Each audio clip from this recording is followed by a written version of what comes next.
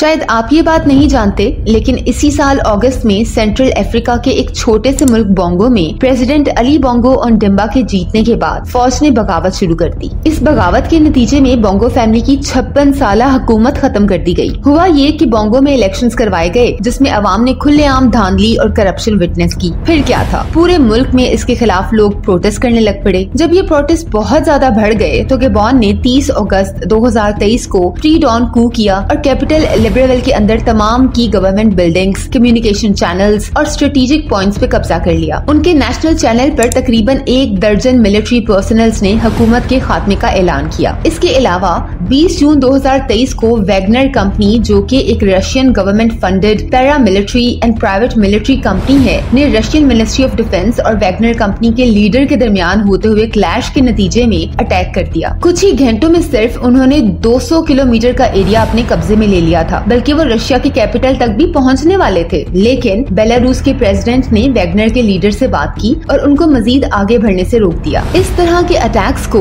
कू डिटाट कहा जाता है। कू टिपिकली मिलिट्री ऑर्गेनाइजेशन या किसी दूसरी एलीट गवर्नमेंट फोर्स की तरफ से किसी मुल्क पे गैर कानूनी कब्जा जमाने को कहते हैं। ये वाला अटेम्प्ट अनसक्सेसफुल था, लेकिन हिस्ट्री में ऐसे कई अटेम्प्ट्स देखे गए हैं जब मिलिट्री ने या टेररिस्ट ग्रुप ने किसी मुल्क के लीडर को हटाकर वहाँ कब्जा कर लिया हो। ये कूज हमेशा इलीगल होती हैं, लेकिन सवाल ये है कि जब भी कोई नेशन इस तरह मिलिट्री या किसी टेररिस्ट ग्रुप का कब्जा देखती है तो वो इस बात को एक्सेप्ट कैसे करते हैं, इन कूज को एग्जीक्यूट कैसे किया जाता है। Welcome to duffer movement. Please जब आप ये वीडियो देखें तो इसको अपने फ्रेंड्स को भी शेयर करें ताकि वो भी हमें सब्सक्राइब करके सपोर्ट कर सकें। Back to the video. पूरे वर्ल्ड में मिलिट्री कूज बहुत कॉमन है। हर एक लीडर के सर पे ये तलवार लटकती रहती है कि इन कूज को अवॉइड कैसे किया जाए। पूरे वर्ल्ड में 1957 से लेकर अब तक 500 से भी ज्यादा कूज हो चुके हैं। कूज की कई इकसाम है। पहले आपको बताते हैं सेल्फ कू के बारे में। इसमें किसी मुल्क का लीडर पावर में आता तो लीगली है, लेकिन पावर में आने के बाद इलीगली वो इसी पावर में रहता है। इस कू में लीडर लॉस को इलीगली अपनी मर्जी के मुताबिक बदलता और बनाता है, मुल्क के कॉन्स्टिट्यूशन को चेंज करता है और सिविल कोड्स को सस्पेंड करता है। यानी कि हर वो काम करता है जो नॉर्मल हालात में कोई लीडर नहीं कर सकता। 1946 से 2022 तक पूरी दुनिया में 148 सेल्फ कूज हुई हैं, जिसकी एक एग्जाम्पल रशिया भी है। 1999 में व्लादिमीर पुतिन रशिया के प्रेसिडेंट बने और तब से आज तक उनकी गवर्नमेंट ही है। इसको इसलिए सेल्फ कू कहा जाता है क्योंकि उन्होंने वहाँ की मशीनरी और सिस्टम को अपने हिसाब से मॉडिफाई कर लिया है, जिससे हमेशा वो ही रूल में आते हैं। People might take it in a different way, but it's a closest example of self coup. इसके अलावा एक कू अफगानिस्तान में कुछ साल पहले हुआ था जब तालिबान ने वहाँ की गवर्नमेंट को हटा दिया था। इसी तरह कुछ अरसे के लिए आईसिस ने भी सीरिया और इराक को कब्जे में ले लिया था। ये कूज तो फिर भी बर्दाश्त के काबिल है, लेकिन दुनिया जिस कू को डेंजरस कहती है वो है मिलिट्री कू।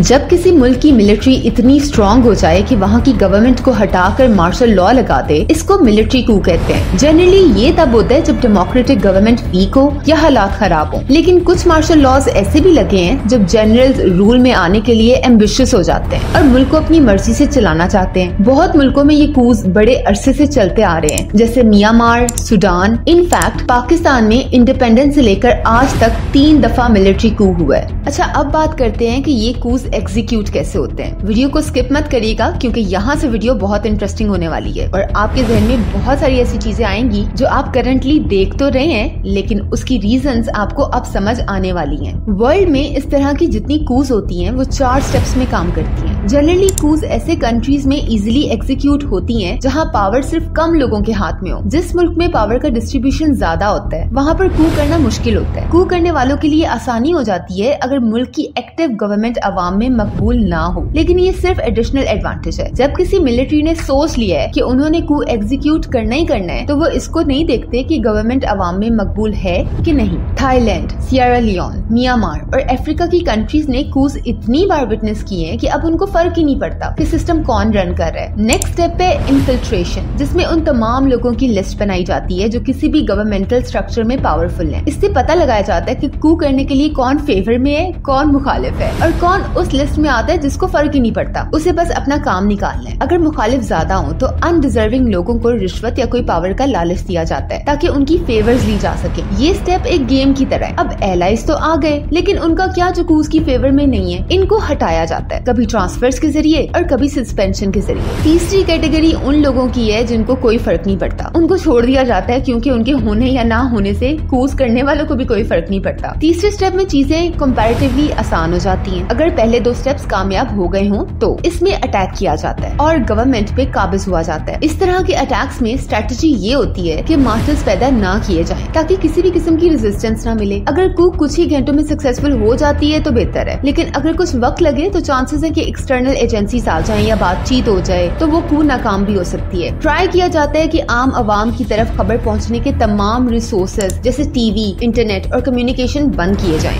और फिर पॉइंट आता है जहां पे पावर लोकेशंस पर कब्जा किया जाता है। प्रेसिडेंट या प्राइम मिनिस्टर को इस तरह अरेस्ट किया जाता है कि उनको मुल्क की पुलिस या कोई और एजेंसी को अलर्ट करने का मौका ही न मिले। इस तरह की सिचुएशन नेशन में केओस पैदा करती है जो कि कू सक्सेसफुल होने का बहुत बड़ा साइन है। अब बातें आखिरी पॉइंट पे जहां मिलिट्री कू करके पावर की पोजीशन तो ले ली जाती है, लेकिन अवाम को अपनी साइड पे करने के लिए इस कू को लेजिटिमाइज भी तो करवाना है ताकि लोग इस बात को मान लें कि अब पावर इनके हाथ में ही है। अब आप ये सोच रहे होंगे कि इसमें लीगलाइज करने वाली क्या बात है, ये तो डंडे के जोर पे भी हो सकती है, लेकिन ऐसा नहीं है। पावर एक सिंबॉलिक चीज है जो थ्रेटन करके नहीं ली जा सकती। पावर बनाने के लिए लोगों को इस बात का यकीन दिलाना पड़ता है। इसको करने के लिए वो एक पावरफुल डिपार्टमेंट या इंडिविजुअल को चूज करते हैं और उनको यकीन दिलाते हैं कि वो पावर में है। It generates cascading effect on people in other departments. ये होता है सिंबॉलिक अटैक्स के जरिए। कभी किसी बड़े लीडर को फांसी दे दी जाती है या अरेस्ट किया जाता है, या इसके अलावा कोई भी इसी नेचर का एक्ट जो कि लोगों को यकीन दिला सके ये पावर ट्रांसफर हो गई है। ये नॉन वायलेंट एक्ट्स भी हो सकते हैं, जैसे मुल्क की पॉलिसी को अमेंड कर दिया, सारे के सारे रेफ्यूजीज को बाहर निकाल दिया, या किसी एक कम्युनिटी को अटैक कर दिया जिसे लोग हेट करते हैं। इससे पावर शो भी हो जाता है और टेम्परेरीली मिलिट्री कूज की वावा भी हो जाती है। जब किसी मुल्क में एक मिलिट्री कू हो जाती है तो लोग इन कूज को एक्सेप्ट कर लेते हैं, और अगर यही कू ज्यादा हो जाए तो लोग इनडिफरेंट हो जाते हैं, उनको कोई फर्क ही नहीं पड़ता। जैसे मैंने आपको ऊपर अफ्रीका की कंट्रीज की मिसाल दी थी। I will add Pakistan in it also on this point. Military coups होते तो इलीगल है, लेकिन कभी कभी ऐसा भी होता है कि लोग डेमोक्रेटिक गवर्नमेंट से ज्यादा मिलिट्री कू को सपोर्ट करने लग जाएं। और ये हुआ था पाकिस्तान में जब 1958 में अयूब खान ने अपना मिलिट्री रूल एस्टैब्लिश किया और मार्शल लॉ लगा दिया। उससे पहले पाकिस्तान की गवर्नमेंट कॉन्स्टिट्यूशन एस्टैब्लिश ना होने की वजह से फंक्शन नहीं कर पा रही थी और केओस की सिचुएशन थी। मिलिट्री रूल की वजह से सिस्टम ऑर्गेनाइज हुए तो आवाम को भी अच्छा लगा, काफी सारे काम अच्छे होने लगे, इंफ्रास्ट्रक्चर डेवलप हुए, इंटर डिपार्टमेंटल रिफॉर्म्स हुए, सिस्टम को अलाइन किया गया। आवाम की फेवर मिलने की वजह से मिलिट्री ने अपने आप को इतना स्ट्रॉन्ग बना लिया कि उसके बाद मुख्तलिफ टाइम में 3 बार मार्शल लॉज लगाए गए। Latest was Parvez Musharraf. I hope आपको इस वीडियो से मिलिट्री कूज के बारे में काफी इन्फॉर्मेशन मिली होगी। प्लीज कमेंट करिएगा और सब्सक्राइब करना बिल्कुल मत भूलिएगा।